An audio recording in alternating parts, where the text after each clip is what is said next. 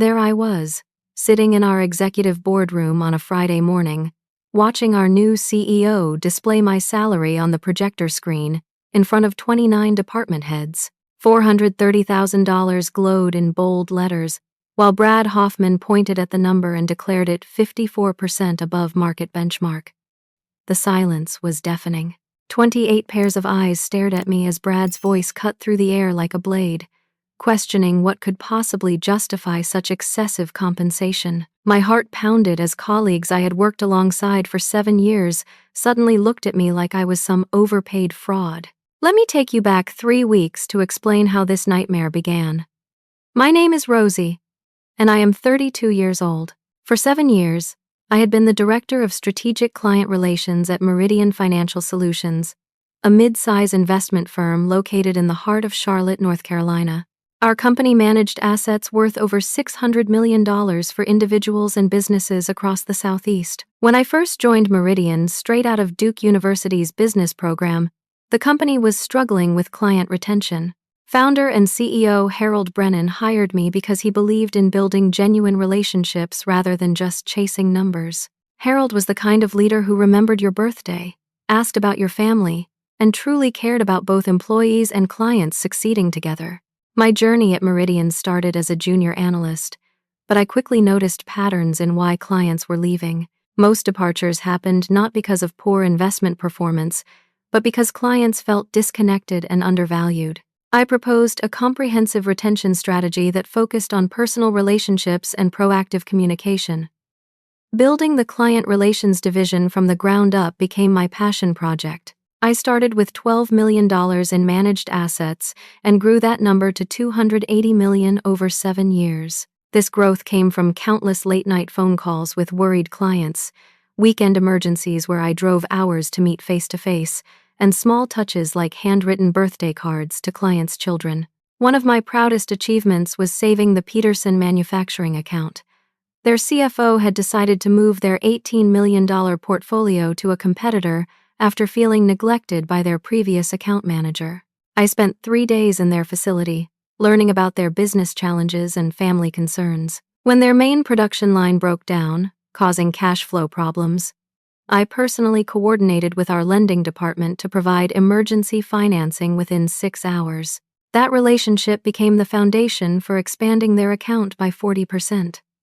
Another success story involved Silverstone Properties, a Dallas-based real estate development firm.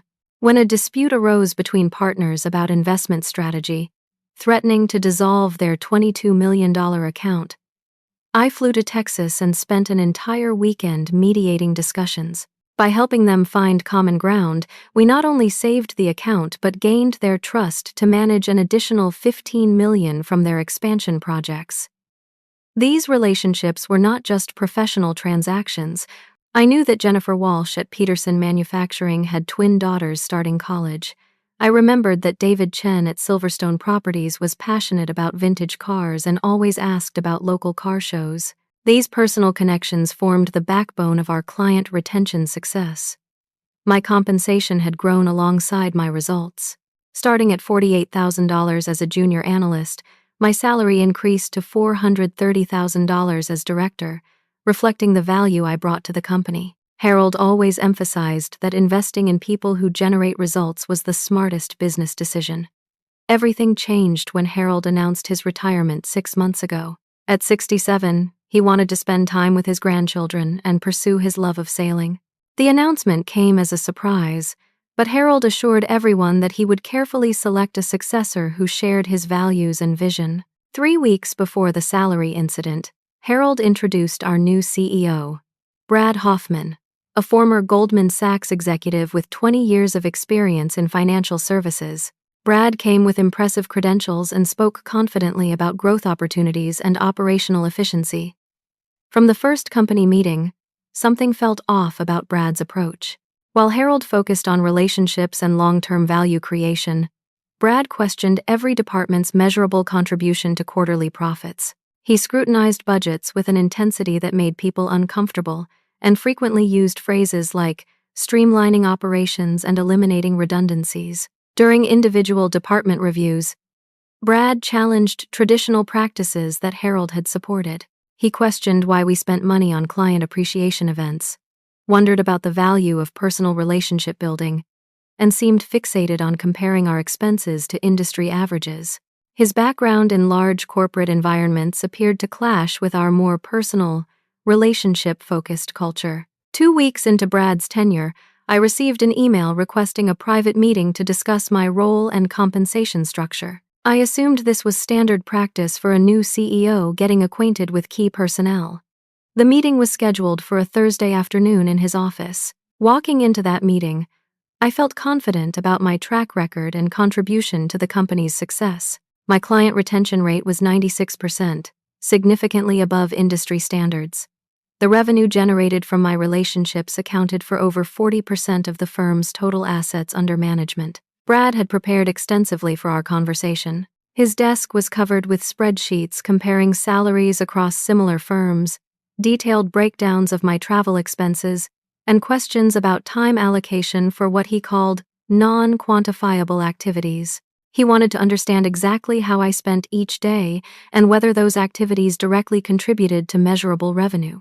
I explained my relationship-building approach, sharing specific examples of how personal attention had prevented client departures and generated new business. Brad listened politely but seemed skeptical about the return on investment for activities like attending clients, family events, or sending personalized holiday gifts.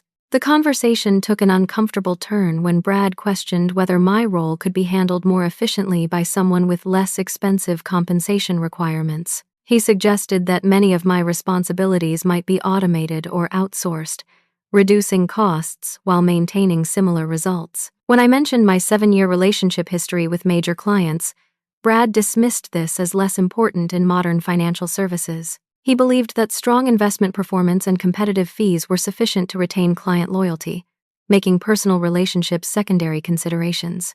Our meeting ended with Brad announcing that he would be conducting a comprehensive compensation review for all executive positions. He wanted to ensure that everyone's pay aligned with current market standards and that the company was operating as efficiently as possible. He mentioned that results would be shared at the next executive meeting to promote transparency and accountability. I left that meeting feeling unsettled but not panicked. My performance metrics were strong, my client relationships were solid, and my contribution to company revenue was documented and measurable. I believed that any objective evaluation would validate my compensation level and continued importance to Meridian's success. Over the following days, I noticed that other department heads had similar meetings with Brad. Sarah from marketing emerged, looking worried after Brad questioned her event planning budget and client entertainment expenses. Tony from operations mentioned that Brad had asked detailed questions about staff redundancies and process automation opportunities. The pattern became clear that Brad was systematically evaluating every department through a cost-cutting lens rather than a value creation perspective. Still, I trusted that my results would speak for themselves when the time came for formal review. Friday morning arrived with what I thought would be a routine quarterly executive meeting. All 29 department heads gathered in our main conference room, expecting the usual business updates, performance reviews, and strategic planning discussions that Harold used to conduct monthly. The atmosphere felt different from the moment I walked through the door. Brad had his laptop connected to the projector, several folders stacked beside him, and an unusually formal demeanor that contrasted sharply with Harold's typically warm and collaborative meeting style. As people settled into their seats, Brad announced that today's agenda would focus on what he called a compensation optimization presentation. He explained that ensuring market competitiveness in all positions was essential for the company's financial health and long-term sustainability. Brad began his presentation by showing industry salary data for various positions within financial services firms of similar size and scope. He displayed charts comparing our compensation levels to national averages, regional benchmarks, and competitor analysis. Initially, everything seemed like standard due diligence from a new leader wanting to understand organizational structure and costs. The first several positions Brad reviewed appeared to be appropriately compensated according to his research. Administrative assistants, junior analysts, and mid-level managers all fell within acceptable ranges compared to market standards.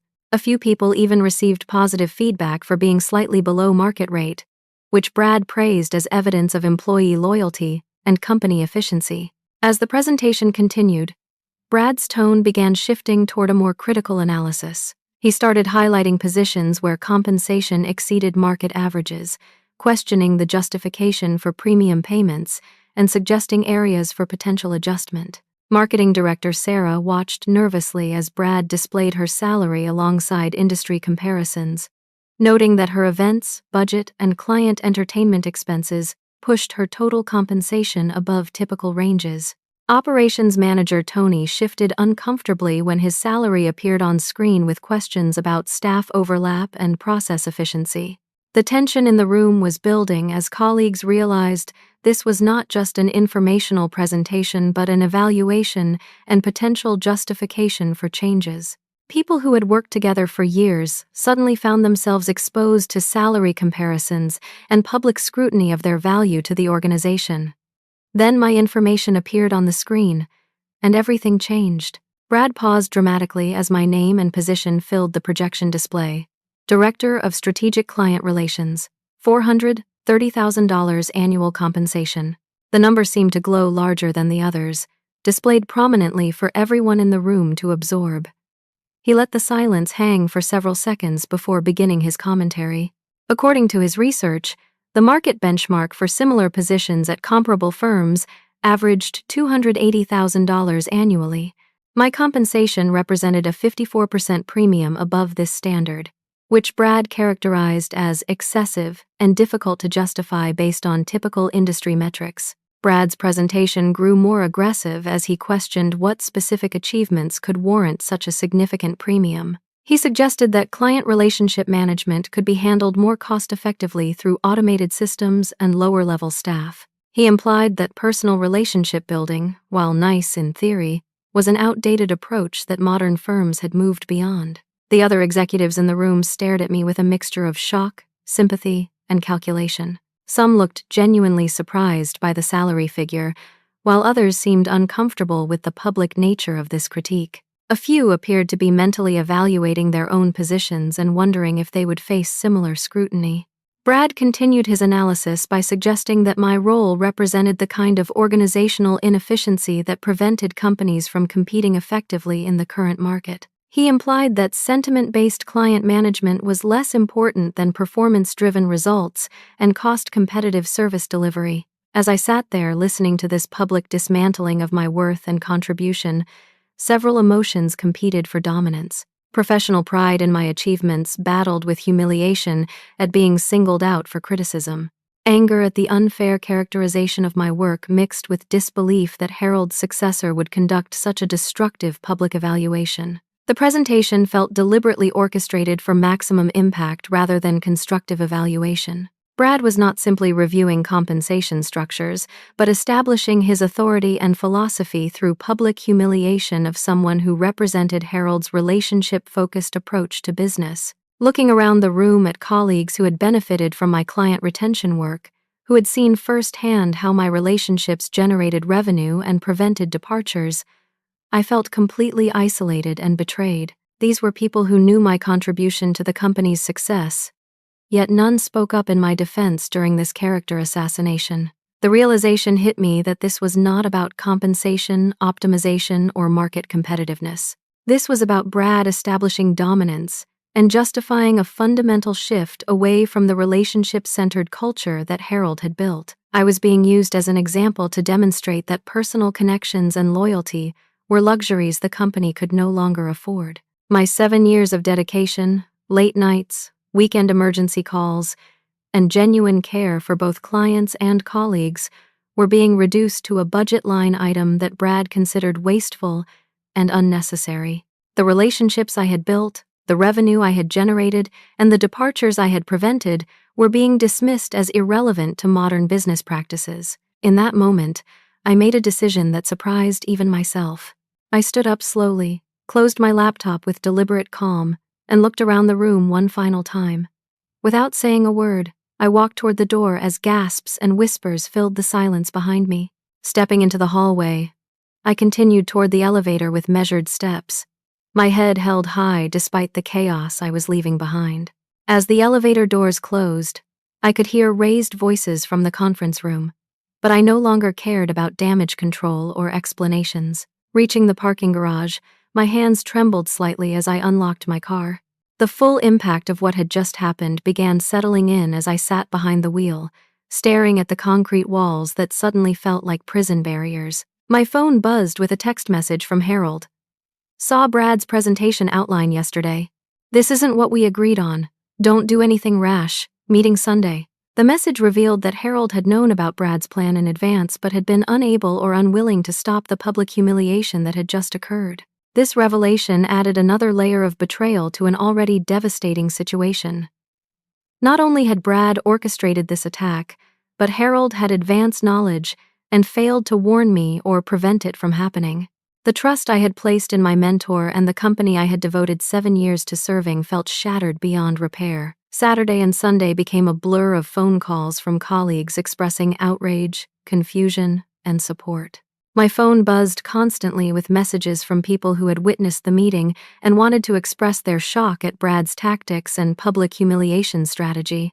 Marketing director Sarah called Saturday evening, her voice shaking with emotion as she described feeling sick to her stomach watching the presentation unfold. She revealed that Brad had made similar comments about her events budget during their private meeting, suggesting that client entertainment expenses were unnecessarily high and could be reduced without impacting business relationships. Sarah explained that after my dramatic exit, the meeting had descended into chaos. Several department heads demanded explanations for the public nature of the salary review, while others questioned whether similar presentations were planned for their positions. Brad had attempted to regain control by emphasizing the need for tough decisions and market competitiveness, but his authority had been undermined by the obvious cruelty of his approach. Operations manager Tony called Sunday morning with additional disturbing information. During his private meeting with Brad earlier in the week, detailed questions had been asked about potential staff redundancies and opportunities for automation. Brad had specifically inquired about which positions could be eliminated or combined to reduce overhead costs while maintaining operational efficiency. Tony warned that Brad appeared to be planning systematic cuts across all departments, using the compensation review as justification for broader organizational restructuring. The public humiliation I had experienced was likely a preview of similar tactics that would be used to pressure other high-earning employees into accepting reduced roles or leaving voluntarily. Financial Director Beth Martinez provided the most concerning perspective during our Sunday afternoon conversation. She had access to budget projections and strategic planning documents that revealed Brad's actual goals for the company. His plan involved reducing operational costs by 20% within 6 months, primarily through salary reductions and staff eliminations. Beth explained that Brad had been hired specifically for his cost-cutting experience rather than his ability to grow revenue or maintain client relationships. The board of directors had apparently decided that operational efficiency was more important than the relationship-focused culture that Harold had established over 20 years. These conversations painted a clear picture of systematic organizational destruction disguised as business optimization. Brad was not simply making tough decisions for the company's benefit but implementing a predetermined strategy to fundamentally alter Meridian's culture and approach to client service. Sunday evening brought the promised meeting with Harold at a small coffee shop several miles from the office. Harold looked exhausted and defeated, a stark contrast to the confident leader I had known for 7 years. His shoulders slumped as he explained the political pressures that had led to Brad's hiring and the restrictions placed on his involvement in operational decisions. The board of directors had grown concerned about 2 consecutive quarters of modest profit decline, despite the fact that overall revenue and client satisfaction remained strong. Several board members with backgrounds in large corporate environments had pushed for bringing in an executive with experience in operational restructuring and cost management. Harold admitted that he had fought to protect key employees during the CEO selection process, specifically mentioning my role and contribution to the company's success.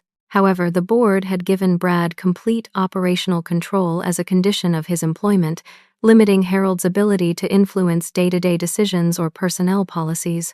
The most devastating revelation came when Harold explained that he had seen Brad's presentation outline the day before the meeting but had been powerless to change or prevent it. Board politics and contractual agreements prevented him from intervening in Brad's management decisions, even when those decisions contradicted the values and culture he had spent decades building. Harold apologized repeatedly for allowing the public humiliation to occur, acknowledging that my treatment had been unfair and counterproductive. However, his apologies felt hollow given his advanced knowledge and failure to provide any warning or protection from Brad's attack.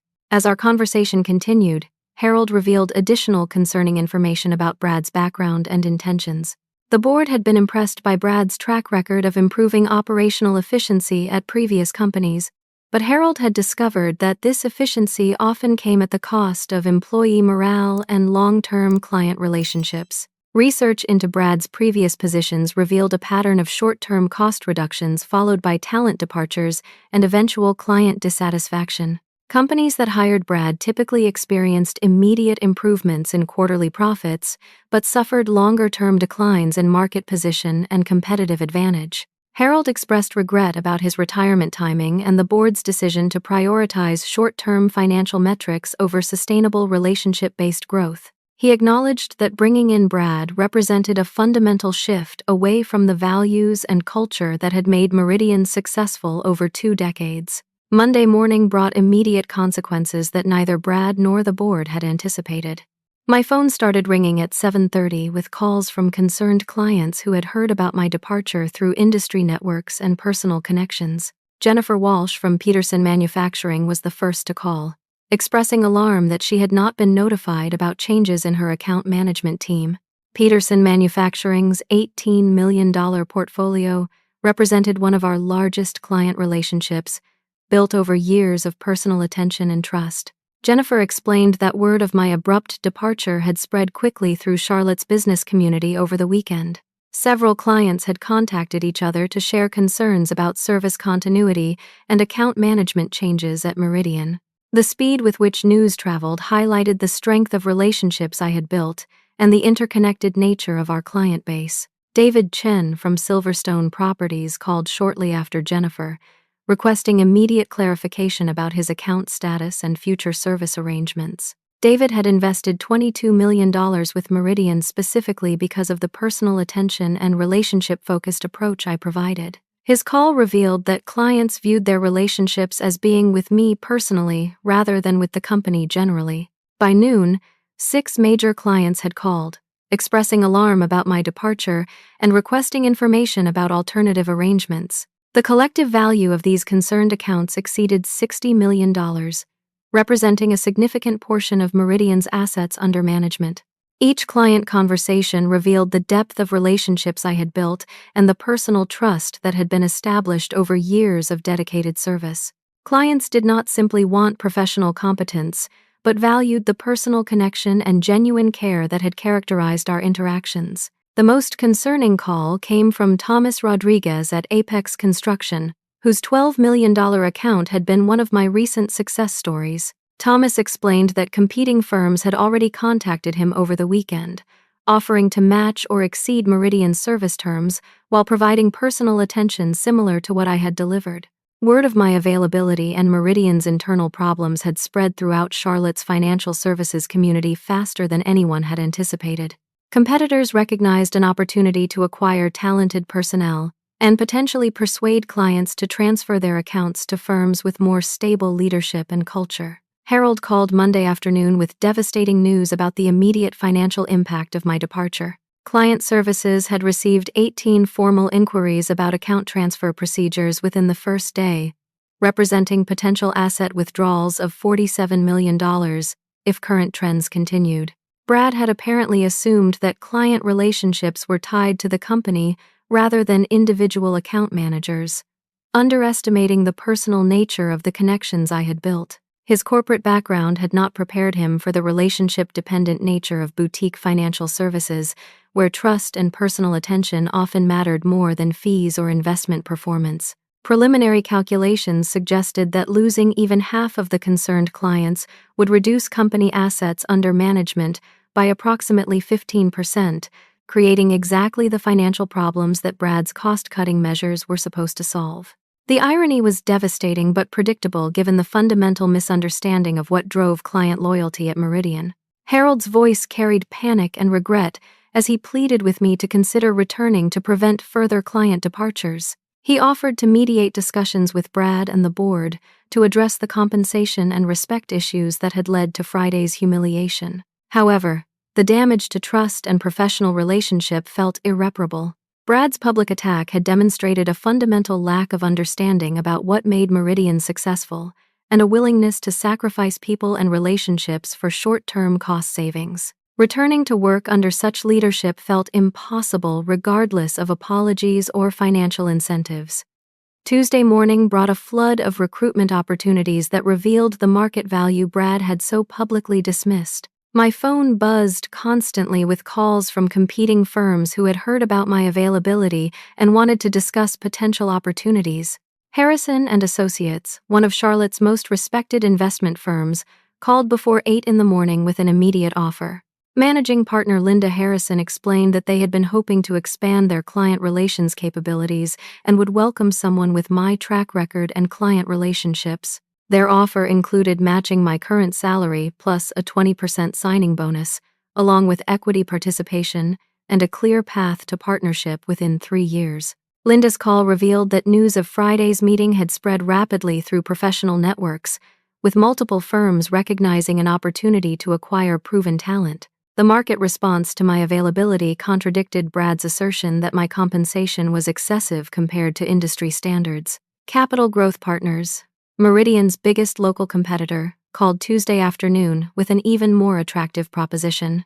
Senior partner Michael Thompson proposed a partnership track position with immediate equity stake and the resources to build a comprehensive client relations division. Their offer included a $40,000 salary increase plus performance bonuses tied to asset growth and client retention. Michael explained that several Meridian clients had already contacted Capital Growth Partners inquiring about services and account transfer procedures. The combination of my departure and apparent instability at Meridian had created unexpected business development opportunities that they wanted to pursue aggressively. Regional firm Southeastern Wealth Management contacted me Tuesday evening with a proposal to establish their Charlotte office with me as founding director. Their offer included significant autonomy, substantial equity participation, and the opportunity to build a client-focused culture from the ground up.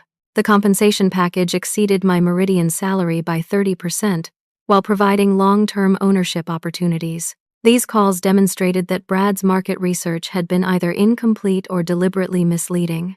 Multiple firms were willing to pay premium compensation for proven client relationship capabilities, suggesting that my skills were valued rather than overpriced in the current market. By Wednesday, word of the recruitment frenzy had reached industry publications and professional networks throughout the Southeast. Financial Planning magazine contacted me for an interview about talent retention challenges in boutique firms, while the Charlotte Business Journal requested comments about executive compensation and market competitiveness. The attention highlighted broader industry issues about balancing cost management with talent retention and relationship preservation. Many smaller firms were struggling with similar pressures to reduce costs while maintaining the personal service that differentiated them from larger corporate competitors. Meanwhile, Brad's attempts at damage control revealed his growing panic about the situation's rapid deterioration. He called me directly Wednesday afternoon, claiming that Friday's presentation had been misunderstood and was intended to promote transparency rather than criticism. Brad's tone had shifted dramatically from the confident authority he had displayed during the meeting to desperate pleading for understanding and cooperation. He explained that market analysis was a routine practice for new executives and that my compensation level was not necessarily problematic if supported by appropriate performance metrics. When I did not respond to his explanation, Brad escalated his offer by proposing a $5,000 salary increase along with a public apology to restore my professional reputation. He suggested that the presentation format had been inappropriate and that my contributions were valued by both leadership and the organization. Brad's desperation became more apparent as he offered increasingly generous terms to convince me to return immediately. Additional vacation time, flexible scheduling, expanded authority over client relations policies, and even a seat on the executive planning committee were proposed as incentives for my quick return. However, these offers only highlighted the fundamental dishonesty of Friday's attack on my compensation and value to the company. If Brad now recognized my worth sufficiently to offer salary increases and expanded responsibility, his previous criticism had been either deliberately misleading or embarrassingly uninformed. The company sent flowers to my home Wednesday evening, along with a formal apology letter signed by Brad and several board members. The letter acknowledged that the presentation format had been inappropriate and expressed appreciation for my contributions to Meridian's success over 7 years. These gestures felt hollow and manipulative, rather than genuine expressions of remorse. The public nature of the original attack could not be undone through private apologies, and the damage to professional relationships and company culture extended beyond what individual gestures could repair. Thursday brought evidence that client departures were accelerating rather than stabilizing. 15 clients had formally requested account transfer procedures, with several specifying their intention to follow me to whichever firm I ultimately joined. Peterson Manufacturing completed their transfer of $18 million to Harrison and Associates, explicitly stating that maintaining our working relationship was their primary motivation. Jennifer Walsh explained that their decision was based on trust and service quality rather than fees or investment performance. Silverstone Properties announced their intention to move their $22 million account unless I returned to Meridian immediately. David Chen's ultimatum demonstrated the personal nature of client relationships and the impossibility of simply reassigning accounts to other representatives without significant relationship damage. Additional clients expressed loss of confidence in Meridian's stability and leadership direction. The public nature of my humiliation and subsequent departure had created questions about company values and treatment of employees that extended beyond immediate service concerns. Industry publications began reporting on Meridian's talent retention crisis and client departures, creating negative publicity that compounded the internal problems.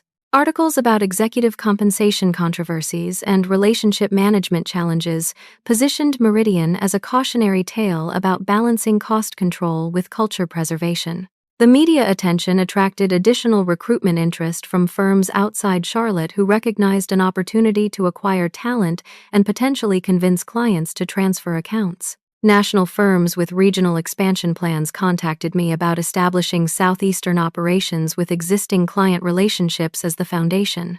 Friday evening brought the most concerning development when Harold called with news of an emergency board meeting scheduled for Saturday morning. 3 board members were demanding Brad's immediate action plan to stop the financial hemorrhaging, while 2 of Meridian's largest institutional investors had threatened complete withdrawal if the situation was not resolved within 72 hours. Harold warned that Brad might resort to desperate measures to save his position, including potential legal action to prevent client departures or attempts to restrict my ability to work with competing firms. The board's panic about immediate financial impact was creating pressure for increasingly aggressive responses.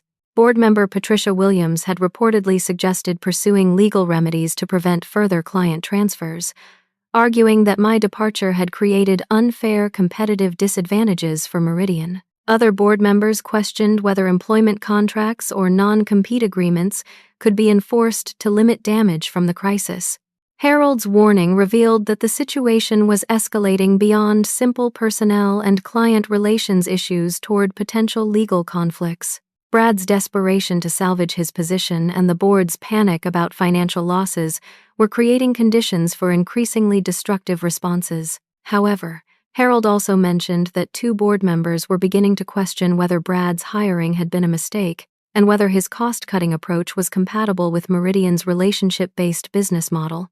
The immediate financial consequences of my departure were forcing evaluation of fundamental strategic decisions about company direction and leadership. The weekend would bring crucial decisions about both my career direction and Meridian's future stability. Multiple opportunities awaited my decision, while the company faced potential catastrophic client losses and organizational collapse if immediate changes were not implemented. Saturday morning brought an investigative breakthrough that transformed my understanding of the entire situation.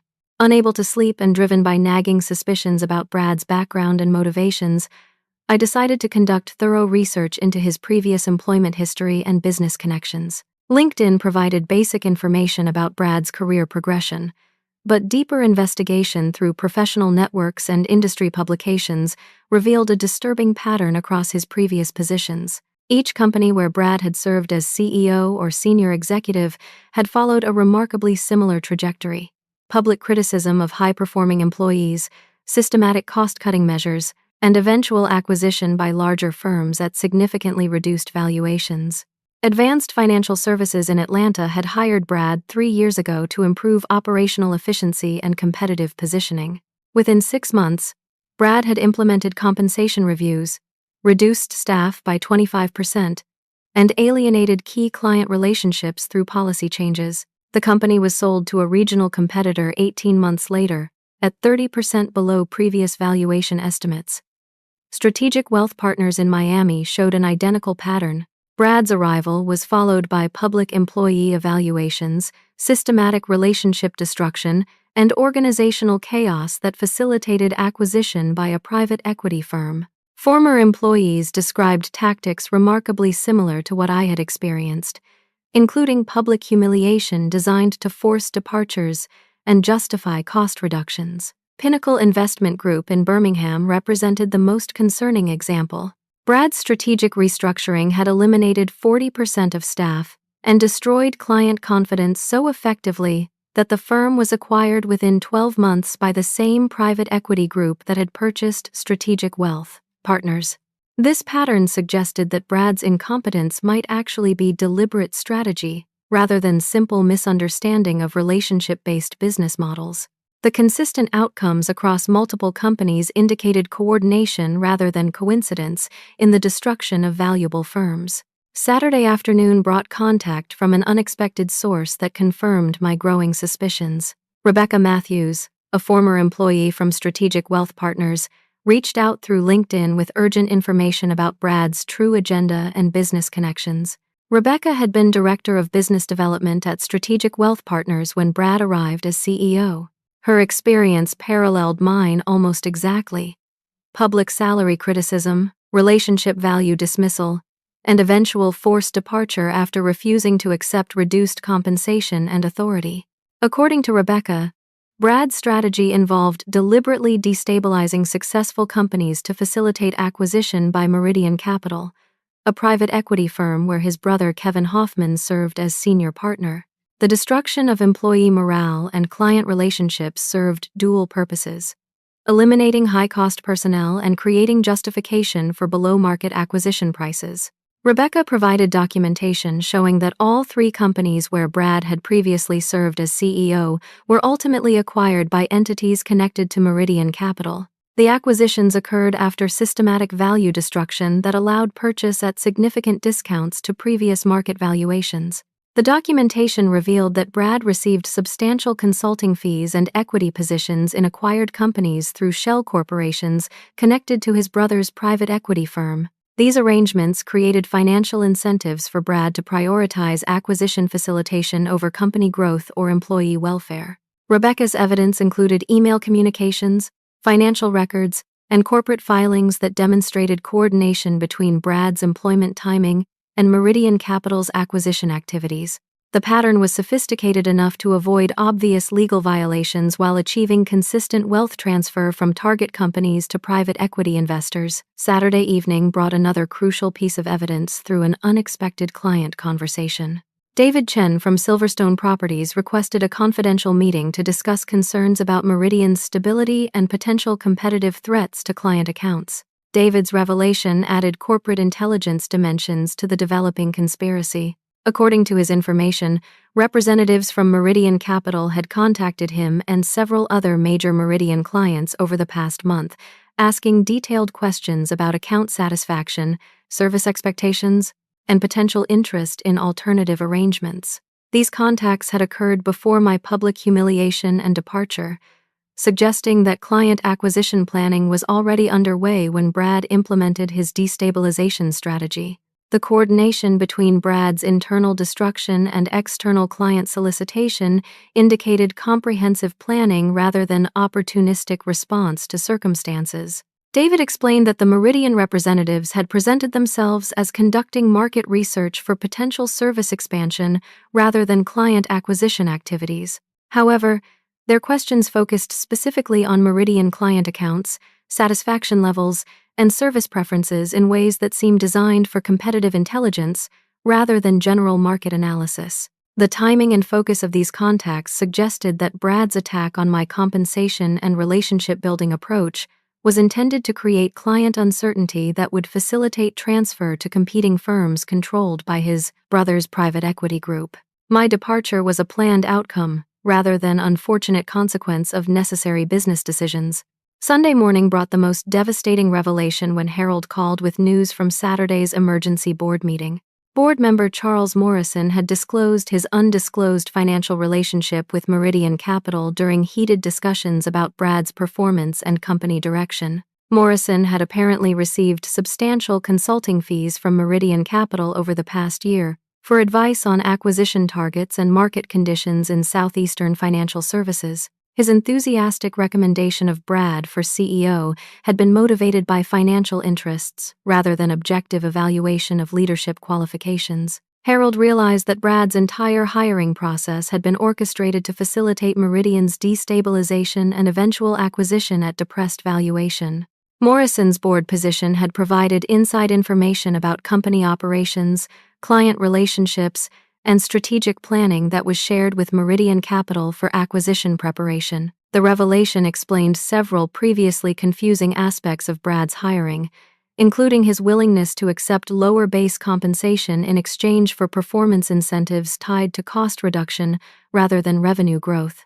Board approval of Brad's employment had been secured through Morrison's influence and misleading information about competitive conditions and operational requirements. Harold expressed devastation about being manipulated into retirement timing that coincided with this acquisition strategy. His departure had removed institutional knowledge and cultural protection that might have prevented Brad's destructive tactics from succeeding so easily. The entire succession planning process had been compromised by board member corruption and private equity manipulation designed to acquire a successful company at artificial discount through systematic value destruction. My public humiliation was just one tactical element in a comprehensive plan to destabilize Meridian for acquisition purposes. Sunday afternoon brought additional confirmation through contact from investigative journalist Amanda Foster at Financial Services Weekly. Amanda had been researching patterns in private equity acquisitions of boutique financial firms and had identified Brad's employment history as part of a broader investigation into acquisition manipulation tactics. Amanda's research confirmed that Meridian Capital specialized in acquiring relationship-dependent firms after strategic destabilization reduced their market values. The pattern involved placing executive associates in target companies, destroying key relationships and employee morale, then facilitating acquisition at discounts that generated substantial returns for private equity investors. Federal regulatory attention was beginning to focus on these practices, with potential investigations into market manipulation and fiduciary duty violations. Amanda requested interview information about my experiences for a major exposé article about private equity acquisition tactics in financial services. The magnitude of the conspiracy extended far beyond personal workplace conflict into organized corporate manipulation that affected multiple companies and hundreds of employees across the Southeast. My situation represented just one example of systematic wealth transfer from successful businesses to private equity investors through deliberate destruction tactics. Understanding the true nature of what I had experienced transformed feelings of personal betrayal into determination to expose and defeat a criminal enterprise that was destroying viable companies and livelihoods for private gain. The battle ahead would require strategic thinking and coordinated action rather than simple career transition. Monday morning brought the formation of an internal alliance that would prove crucial for exposing and defeating Brad's conspiracy. I contacted key colleagues who had also been targeted during Brad's systematic evaluation process, sharing the evidence Rebecca and Amanda had provided about the private equity acquisition scheme. Marketing Director Sarah Rodriguez immediately recognized the pattern when I explained Brad's true agenda. During her private meeting with Brad, he had specifically questioned whether marketing functions could be outsourced or eliminated entirely, suggesting that client acquisition could be handled through digital platforms rather than relationship building. Sarah revealed that Brad had requested detailed client contact information and communication histories, ostensibly for efficiency analysis but actually for intelligence gathering that could support Meridian Capital's client acquisition efforts. She had been uncomfortable with the request but had complied under pressure from new management authority. Operations manager Tony Williams provided equally disturbing information about Brad's interest in operational vulnerabilities and cost structures.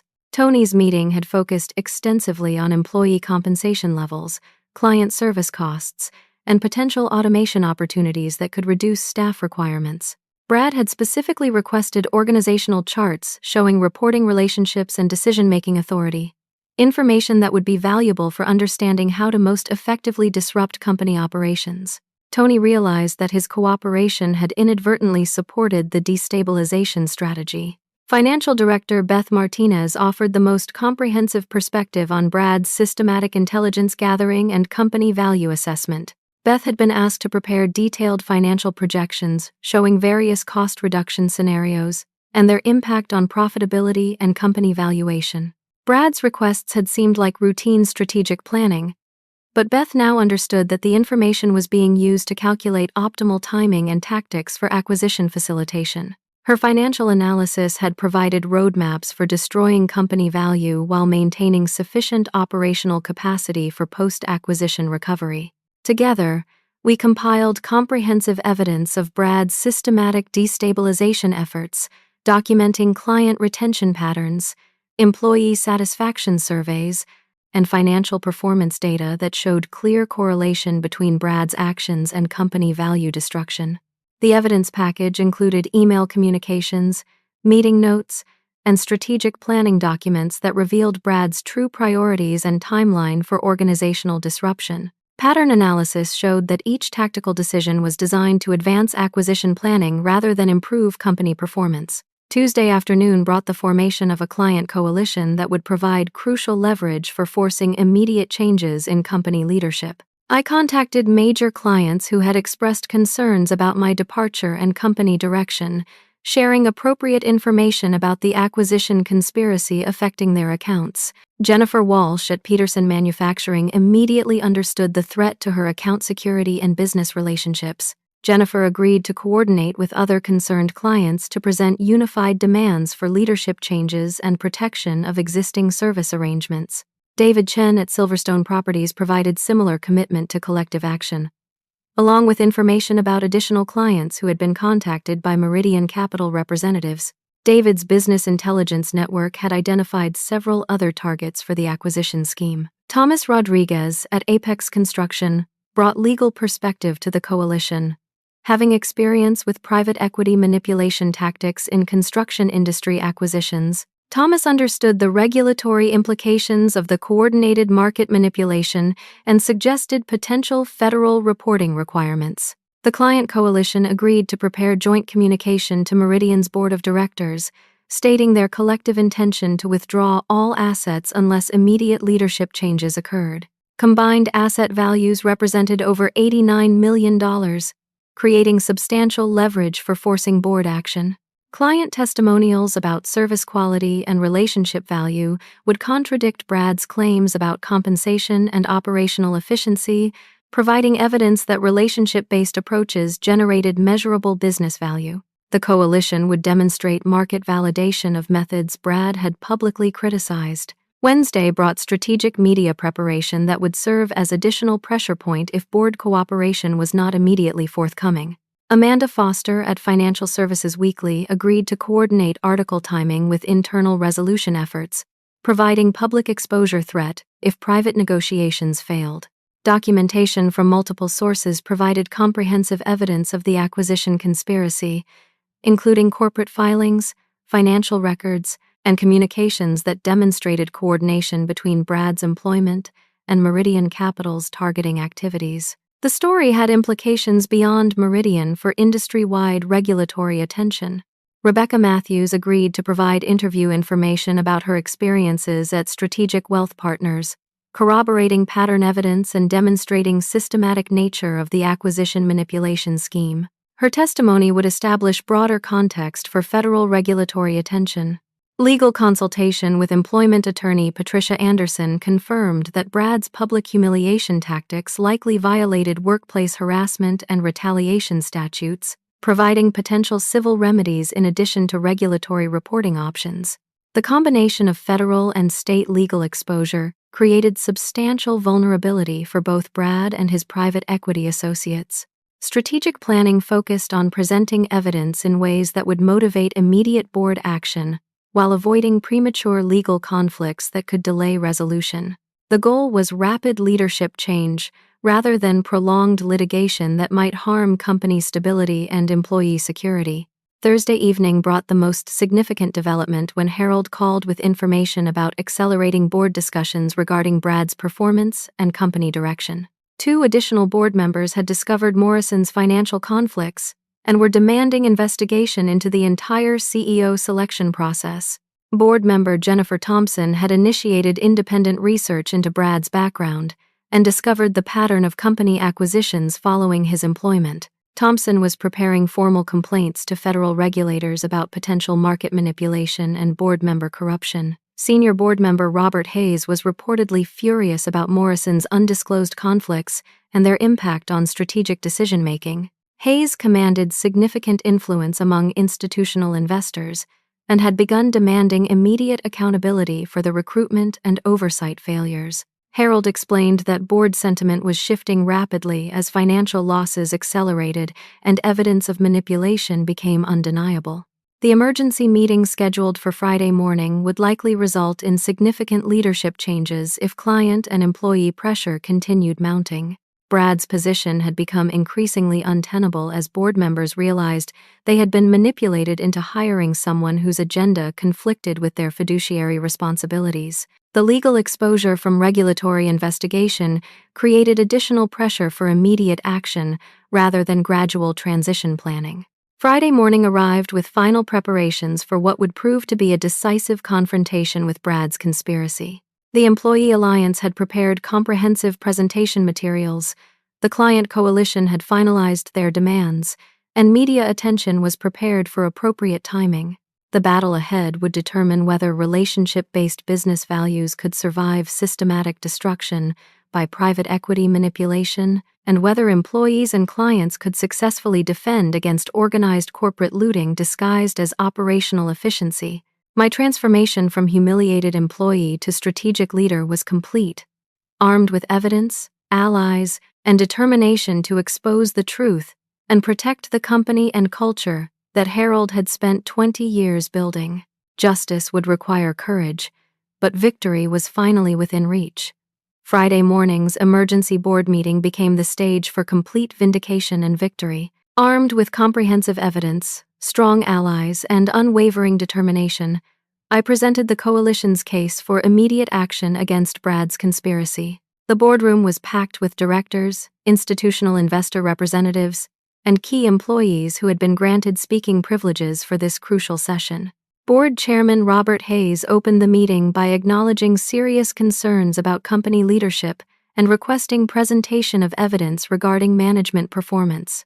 I began the presentation by systematically documenting Brad's pattern of systematic destabilization across multiple companies, showing how each organization had been acquired by entities connected to Meridian Capital after experiencing similar employee departures and client losses.